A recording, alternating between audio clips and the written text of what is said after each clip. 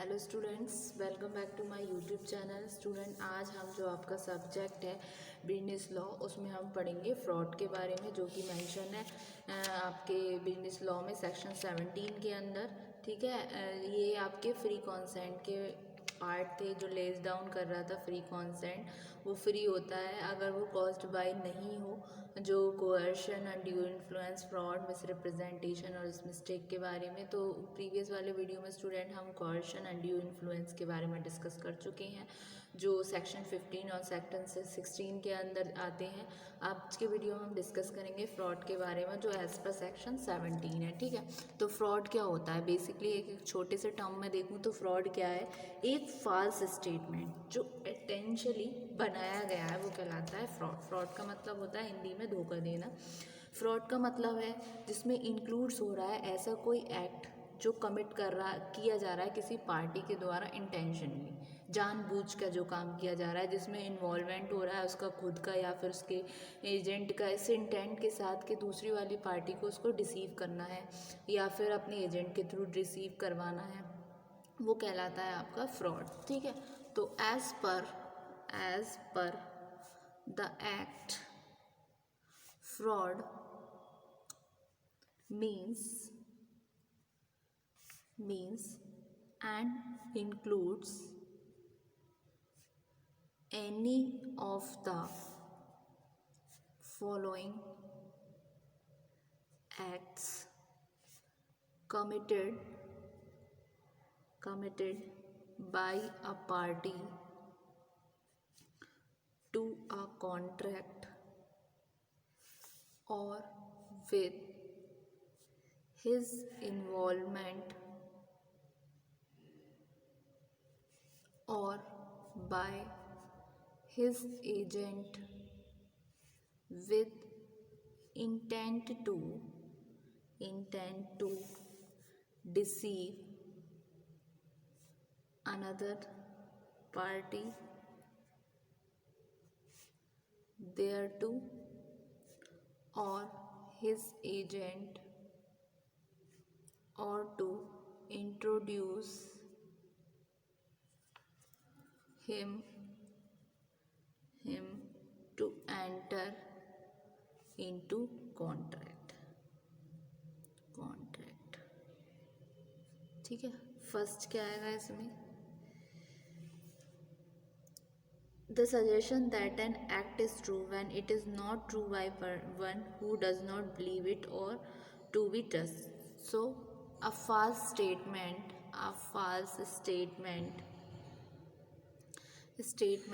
intentionally made is fraud। जैसे कि मैंने आपको बताया, कोई गलत स्टेटमेंट है जो इंटेंशनली बनाया गया, वो आपका फ्रॉड कहलाएगा। इसमें एब्सेंस होता है ऑनेस्ट बिलीफ का in the truth of the statement, जो उसको एसेंशियल टू कंस्टिट्यूट फ्रॉड। अगर कोई रिप्रेजेंट कर रहा है ऑनेस्टली, बिलीव कर रहा है उसके स्टेटमेंट को कि वो ट्रू बोल रहा है, लेकिन वो लायबल नहीं है डिसीट करने के लिए, तो no matter how ill advise, stupid और negligent he may be, in order to be called fraudulent representation, the false statement must be made intentionally. अगर कोई फॉल्स स्टेटमेंट इंटेंशनली बनाया हुआ है जानबूझकर, तो वो कहलाता है आपका फ्रॉड। फिर इसमें दूसरा क्या पॉइंट आ जाता है? जो एक्टिव कंसीलमेंट होता है फैक्ट का किसी पर्सन के द्वारा, जिसको नॉलेज और बिलीव है एक्ट की। एक्टिव कंसीलमेंट का क्या मतलब है? ये एक तरीके से टेकन लिया गया existence of such fact was expressly denied, जो एक्सप्रेसली डिनाइड है, और रिवर्स में है एक्सप्रेस स्टेटेड की। ठीक है, तो ये हो गया the active concealment of a fact by a person who has knowledge or belief of the act।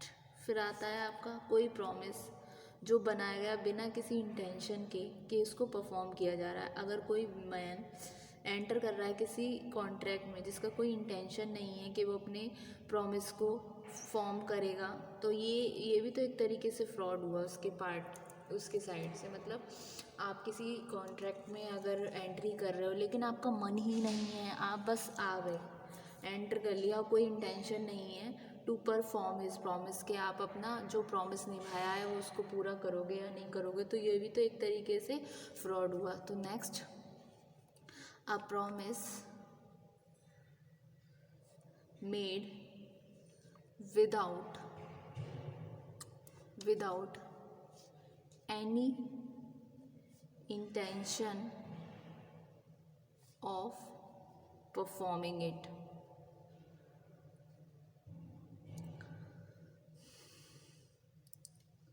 और ऐसा कोई एक्ट और ओमिशन जो स्पेशली डिक्लेयर किया जा रहा है फ्रॉडमेंट according to law.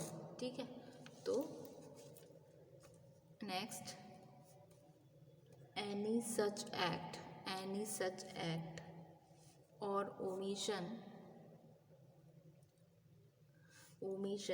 as the law specially declares to be fraudulent। ठीक है, ये तो हुआ फ्रॉड के बारे में। अब इसके एसेंशियल एलिमेंट्स भी होते हैं फ्रॉड के, तो essential elements of fraud,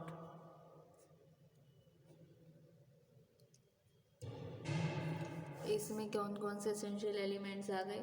by a party to a contract, by अ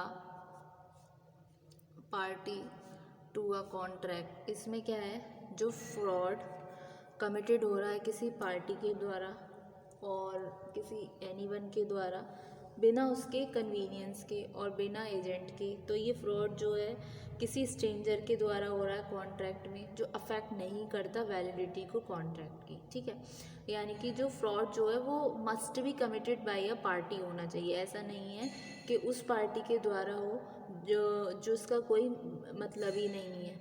ठीक है, तो the fraud must be committed by a party to a contract और by anyone with his connivance और बाय हिज एजेंट। ठीक है, अगर फ्रॉड किसी stranger के द्वारा है कॉन्ट्रैक्ट में तो ये अफेक्ट नहीं करेगा वैलिडिटी को कॉन्ट्रैक्ट की। ठीक है, तो the fraud must B committed by a party to a contract or by anyone with his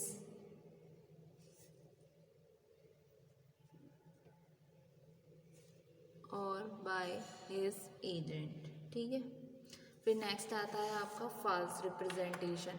मतलब एक फॉल्स रिप्रेजेंटेशन होना भी बहुत ज़रूरी है, तभी जाके आपका वो फ्रॉड कहलाया जाएगा। ठीक है, तो there must be a false representation and it must be made with the knowledge of its falsehood।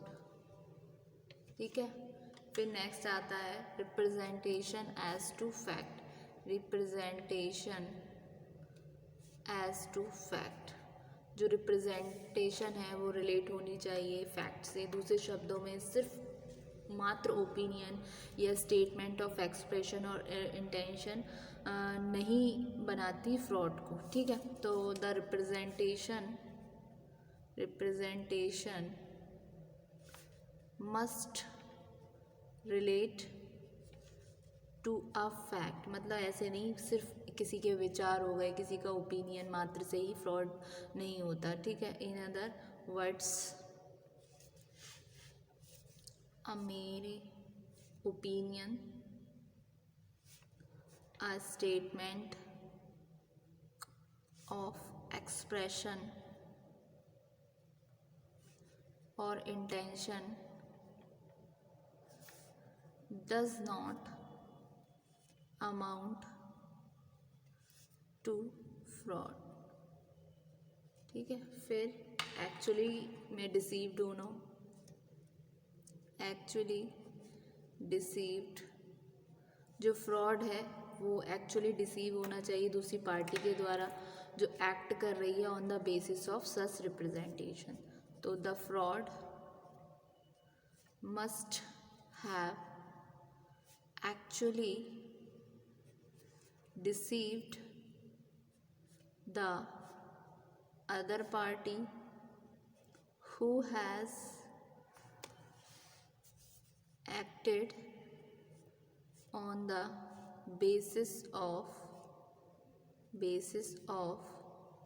such representation। फिर आता है आपका सफर्ड लॉस। सफर्ड लॉस क्या है? जो पार्टी है जो एक्ट कर रही है ऑन द रिप्रेजेंटेशन उसको सफर्ड हो some loss. The party acting on the representation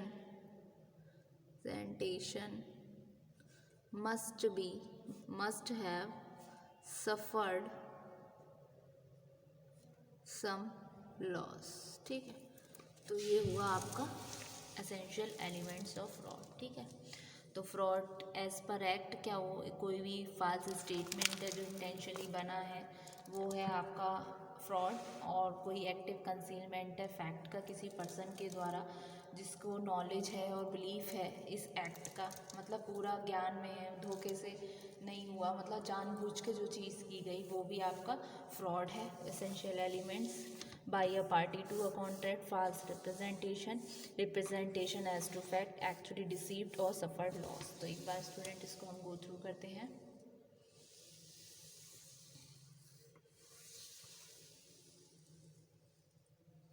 thank you so much.